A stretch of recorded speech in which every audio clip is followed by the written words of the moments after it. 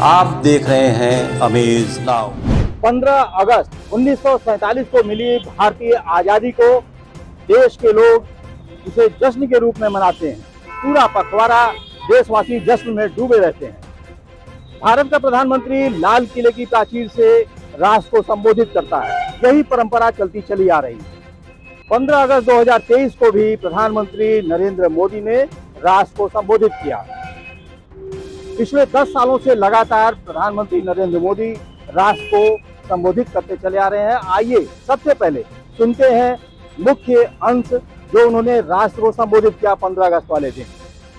5 साल में 13.5 करोड़ मेरे गरीब भाई बहन गरीबी की जंजीरों को तोड़ करके न्यू मिडिल क्लास के रूप में बाहर आए।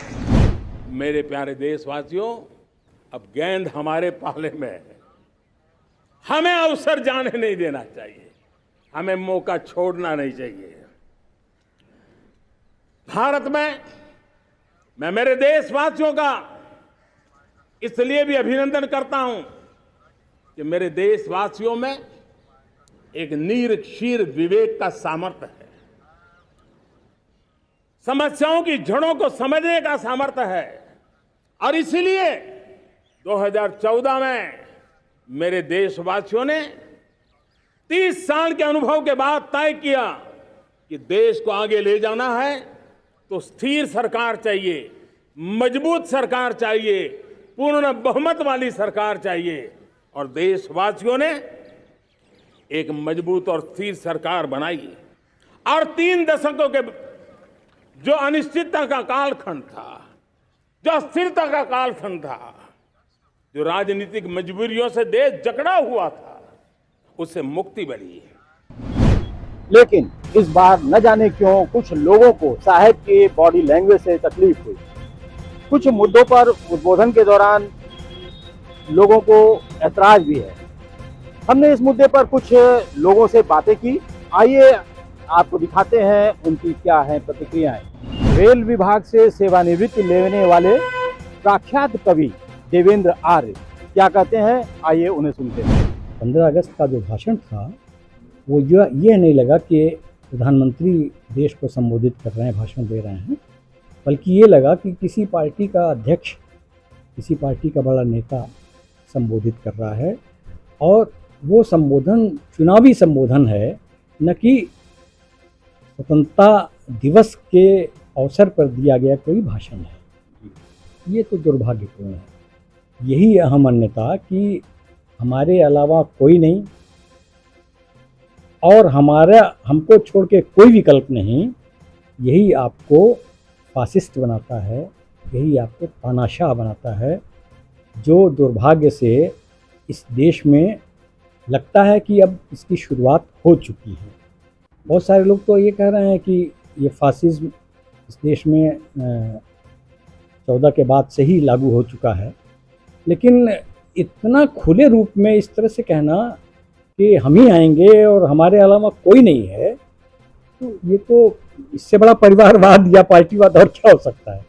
एक और बात, अगर देश की स्वतंत्रता 2014 में मिली तो ये अमृत महोत्सव किस आधार पर मनाया जा रहा है। ये सरकार और ये प्रधानमंत्री लगातार अपनी ही बातों में कंट्राडिक्ट होते रहते हैं। एक तरफ आप कहते हैं कि इस देश को गांधी ने बर्बाद किया, नेहरू ने बर्बाद किया, दूसरी तरफ आप गांधी की समाधि पर जाके फूलमाला अर्पित करते हैं। आप कहते हैं देश को आज़ादी 2014 में मिली, आप आज़ादी का अमृत महोत्सव मना रहे हैं, करोड़ों रुपया विज्ञापन में खर्च कर रहे हैं। अब उनके हिसाब से तो वो 2014 के पहले सब गुलामी का दौर था। वो अटल जी भी गुलाम देश के प्रधानमंत्री थे।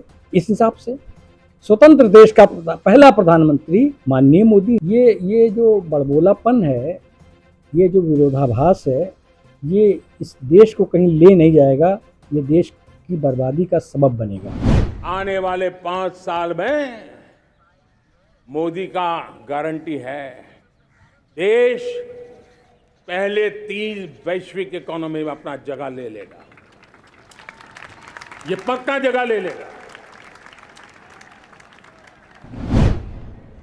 और जब मैं कहता हूं ना कि जिसका शिलान्यास हमारी सरकार करती है उसका उद्घाटन भी हमारे कालखंड में करते हैं। इन दिनों जो मैं शिलान्यास कर रहा हूं ना, आप लिख के रखिए, उसके उद्घाटन भी आप सबने मेरे नसीब में ही छोड़े हुए हैं। इसी प्रकार गोरखपुर विश्वविद्यालय के हिंदी विभाग से अवकाश प्राप्त विभागाध्यक्ष और साहित्यकार प्रोफेसर चितरंजन मिश्र के वाक्यांशों पर भी गौर करते हैं। इसके पहले के प्रधानमंत्रियों का पीछा कैमरा करता था, अब ये प्रधानमंत्री खुद कैमरे का पीछा करते रहते हैं। भीड़ को मर्यादा के विपरीत व्यवहार करने की ट्रेनिंग देना प्रधानमंत्री की कार्यशैली का उदाहरण नहीं होना चाहिए, पर मोदी जी इसका उदाहरण बनते रहते हैं अक्सर। मणिपुर की जो पूरी राजनीति है वो विभाजन की राजनीति का एक प्रमाण है। प्रधानमंत्री को उस पर अपना रुख स्पष्ट करना चाहिए और वहाँ जो पिछले 3 महीने से लगातार हिंसा का वातावरण बना हुआ है, हिंसा के उस वातावरण को रोकने के लिए सख्त कदम उठाने चाहिए। मणिपुर में तो डबल इंजन की सरकार है, पर डबल इंजन क्यों मणिपुर में फेल हो रहा है?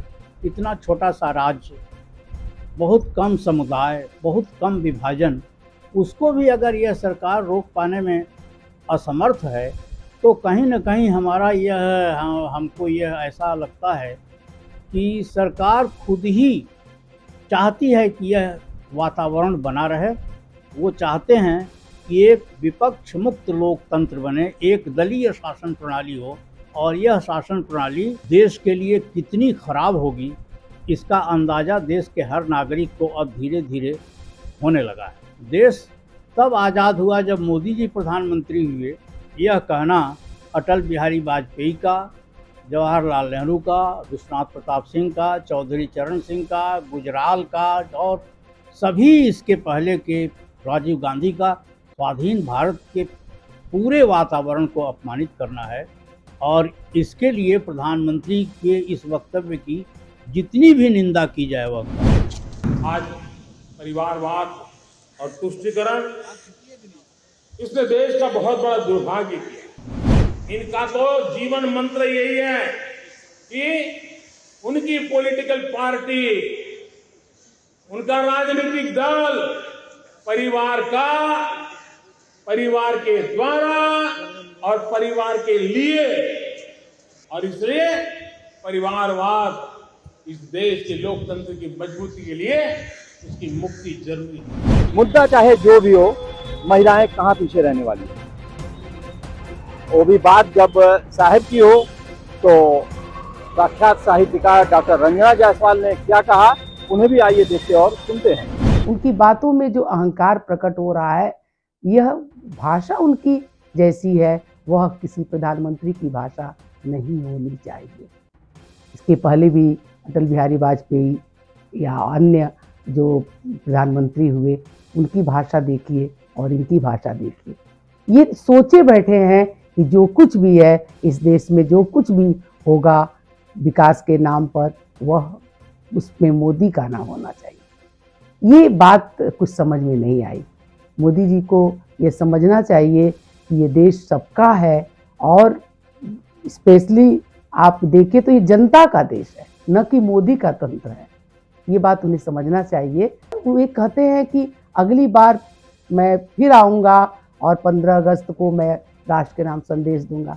तो ये इतना आत्मविश्वास, ये अतिरिक्त आत्मविश्वास कैसे आपके मन में आ गया कि चुनाव आप ही जीतेंगे? यह राष्ट्र मंच है, न कि कोई चुनावी मंच है जहाँ से आप अपनी विरोधी पार्टियों को दुनिया उनका नाम लिए, परिवारवाद, भ्रष्टाचार, तमाम तरह के नाम लेकर आप जो एक तरह से उनको इंगित कर रहे थे। तो ऐसा लगता है चुनावी मंच है ये। अब तो उनको देखकर वही तुलसीदास का दोहा याद आने लगता है कि कौन नृप पद पाई मदाई, कि राजा का पद पाकर कौन मदमस्त नहीं हो। आप एक बार चुनाव जीते और 5 सालों में आपने जो कुछ किया, आप फिर भी आपकी भाषा संयत थी, लेकिन अब आप 10 साल आपके कार्यकाल के पूरे हुए, तो ऐसा लगता है कि आप ही राजा और अस्थायी, आप जो कहते हैं स्थिर सरकार चाहिए, तो ये स्थिर सरकार शायद आप ही की सरकार होगी।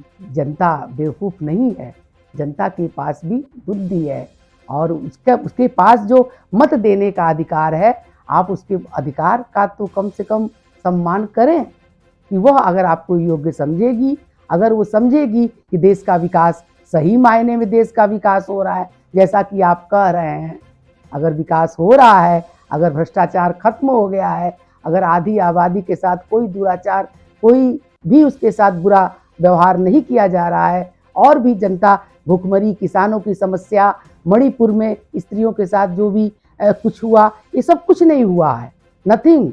मुदहु आँख कतहु कछु नाई, आँख बंद कर लीजिए, कुछ नहीं हुआ है, सब कुछ अच्छा हुआ है। तो अगर ये आप माने बैठे हैं तो जनता तो सब जानती है ना। अब जनता के विवेक पर छोड़ दीजिए कि वह क्या करती है। आप क्यों दावा कर रहे हैं कि अगला चुनाव या अगली बार आप लाल किले से फिर से राष्ट्र के नाम पर भाषण देंगे? आप देख रहे हैं अमेज नाउ।